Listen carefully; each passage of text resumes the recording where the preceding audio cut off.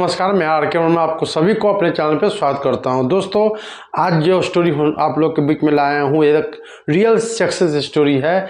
आप जैसा कि थंबनेल में देख ही चुके होंगे, तो वो मिस्टर अमिताभ बच्चन सर। तो आज हम बात कर रहे हैं उस इंसान को जो कभी एक दौर में, एक समय में रेडियो में उनको रिजेक्शन मिला था, क्योंकि उनका आवाज़ की वजह से कहा गया कि आपका आवाज़ इस काबिल नहीं है जो मेरे यहाँ आपको कुछ जॉब मिल सके।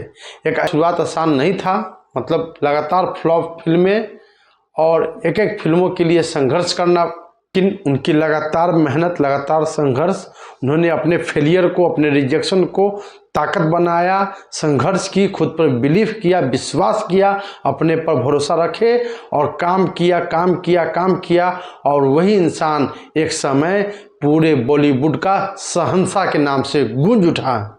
जंजीर फिल्म ने उनकी किस्मत पूरी तरीके से बदल दी और उसके बाद, उस फिल्मों के बाद उन्होंने पीछे मुड़कर कभी नहीं देखा और वही उनको नाम दिया, पूरे बॉलीवुड में उनका नाम मिला, एंग्री यंग मैन के नाम से वो जाने लगे।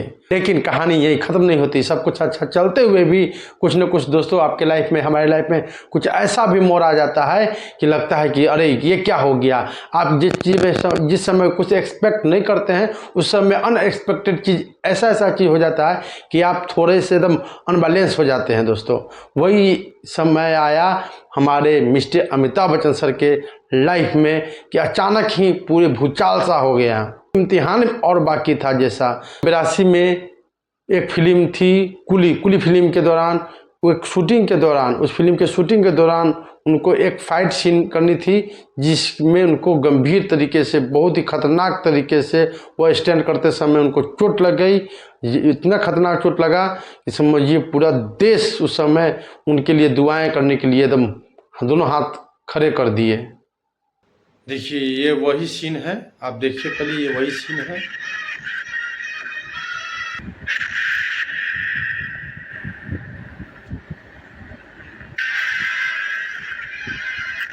इसी दौरान उनको एक बहुत गंभीर चोट लग गई थी, जो मतलब जिंदगी और मौत के बीच में वो चले गए थे। दोस्तों, कई दिनों तक जिंदगी और मौत के बीच वो लड़ते हुए रहे।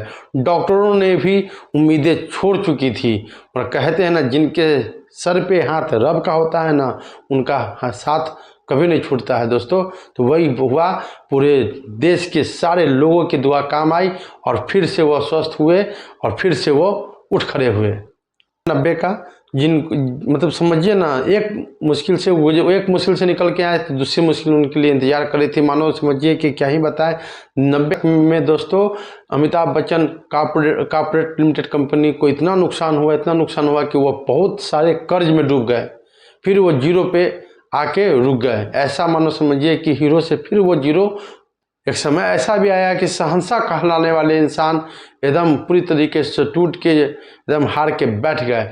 मतलब कहते हैं ना लोग, जो उनके हौसले में दम होता है, जिनके हौसले मजबूत होते हैं, जिनको आंखों में इरादे होते हैं, वो इंसान कुछ भी कर गुजर सकता है। वो हमारे थे अमिताभ बच्चन सर, वो हमारे। मगर गिरना बुरी बात नहीं है, पर गिर के छोड़ देना वो बुरी बात है। और आप गिरते हैं, कोई बात नहीं है, गिरना एक स्वाभाविक है, पर गिर के फिर से उठने का जो जज्बा है, वही आपको जीत दिलाती है। दोस्तों, वही हमारे अमिताभ बच्चन सर ने फिर से अपनी नई शुरुआत की, और नई शुरुआत के दौरान उन्होंने टीवी शो किया कौन बनेगा करोड़पति। वही उनका मतलब टर्निंग पॉइंट रहा। और यह कहानी हमको यह शिक्षा क्या सिखाती है, ये आप अच्छी तरीके से समझ चुके होंगे। हम आशा करते हैं कि इस कहानी से आपको सीखने को बहुत कुछ मिला हो, कि अगर आंखों में चमक और हौसलों में दम हो, इरादे मजबूत हो, तो इंसान गिरता भी है और गिर के उठकर दौड़ फिर सकता है और अपनी मंजिल तक पहुंच फिर सकता है। चलिए दोस्तों, इसी तरीके के मोटिवेशनल स्टोरी के लिए मेरे चैनल को सब्सक्राइब कीजिए। वीडियो और पसंद आवे तो लाइक कीजिए।